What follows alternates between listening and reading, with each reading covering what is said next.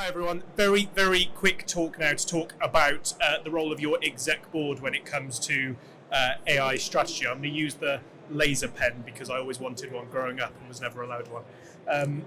So very quick intro to me. I'm Tom. I've had quite a weird career. I was an engineer. My dad told me there was no money in computers and that I should become a lawyer instead. I should point out he's a bricklayer and knows nothing about computers or the law. I did okay as a lawyer. I wrote a lot of the legislation on AI in 4 or 5 countries.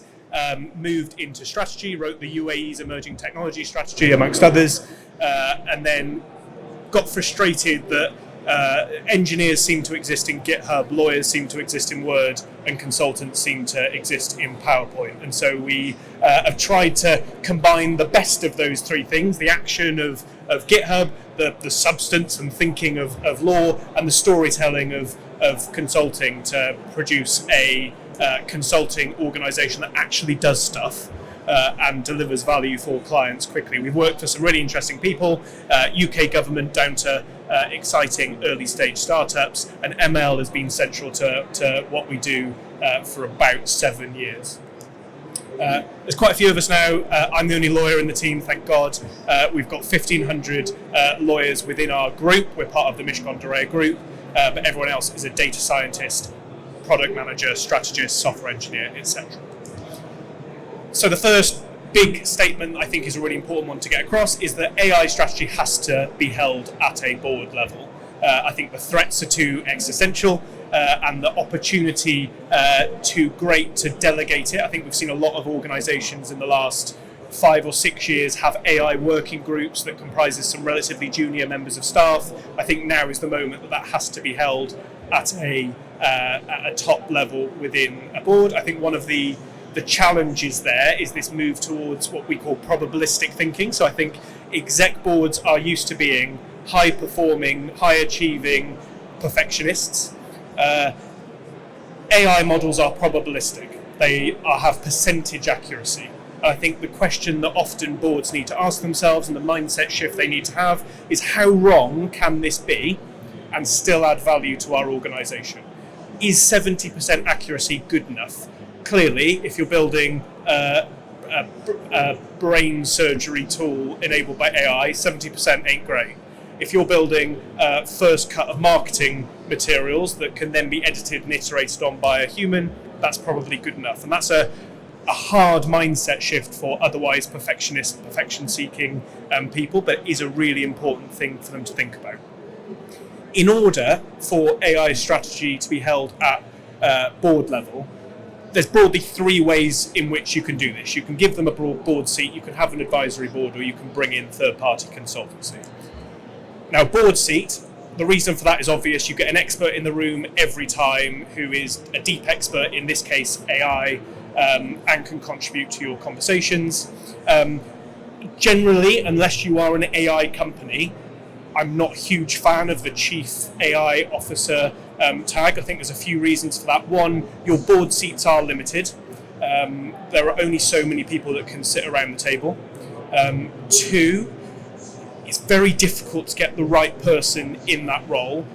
With apologies to everyone with patches on their elbows, I very cruelly say that cardigans have no place in a boardroom. The sort of very academic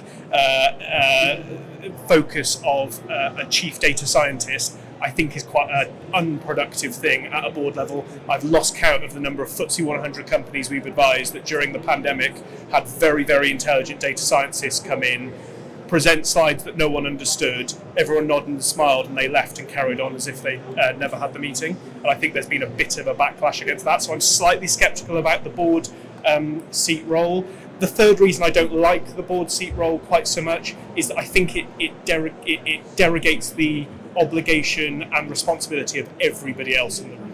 I think we have expected more in terms of data literacy from our boards for quite a long time, and I think this is just the next step in that. And I think making clear that it is the responsibility of everybody in the room, not just the chief AI officer, to be thinking about how they can improve their functions and drive their business forward is a really important thing to do.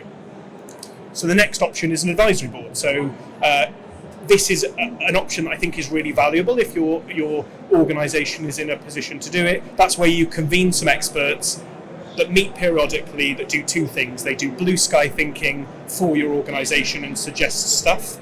And two, they validate and reassure the core board that what they're doing and the things they're doing are right or wrong, and give them that comfort. So, for example, I sit on the advisory board for the National Theatre in the UK, helping their board drive their digital transformation journey in a way that is conducive to and complementary to their existing strategy. I do not need to sit on the board of the National Theatre to do that. I don't know anything about theatre, so I can bring the technology angle, and they can draw on me without me needing to advise on the production of Warhorse or whatever. The third, full disclosure, I'm entirely biased here. This is where I think good third-party consultancy does come in, and I think good is clearly the key thing here. I think we've all grown fatigued by PowerPoints that don't convert into action, but this is where having actual expertise in an industry that you can bring in and hopefully transfer knowledge to your organisation is really valuable. I think there's a few things you should be asking yourself when you're pitched anything. Is it strategically aligned? The number of clients that come to us and say, hey, we want to do AI, that's not a good place for a grown-up organisation to start a conversation. They should be either trying to improve their brand, drive top line, or improve their bottom line. If you're not doing one of those three things, don't do it. And making sure that whatever technology you use, AI or magic source, is in service of that underlying strategic objective. 2, has the proposal got clear objectives, clear success criteria? How do you know what you've done has worked? And just as importantly, how do you know if it hasn't? I think having those set from day one are very, very important to allow boards to hold projects to account properly. And third, have you properly diligenced your vendor? Do they actually know what they're talking about? If you ask them, how long have you been building AI systems? If they say since 2022, run a mile, because there are so many of those. Talk to vendors, make sure they've got deep expertise, they've done it for proper people, and don't throw your usual good commercial decision-making procurement processes out of the window just because it's AI. Generally speaking, if you ask somebody a perfectly normal business question and they say, that doesn't apply in AI because, usually the second half of that sentence is a lie. So make sure that you are properly diligencing and just applying best practice to it. And I guess the final one is, have you got the experience at a board level to answer those questions with confidence? If you haven't, that's where you need to get support, and you need to think about one of those three options: board seat, advisory board, or third-party consultancy, and make sure that you're being responsible and diligent in your decision-making and value investment. That, I was told I only had 10 minutes, so I've just whistled through it. I'll be standing just over there after the presentation. If you are at a board level in an organisation, you really feel like AI has a transformative role to play, it does. Please have a chat. We'd love to help. Thank you very much.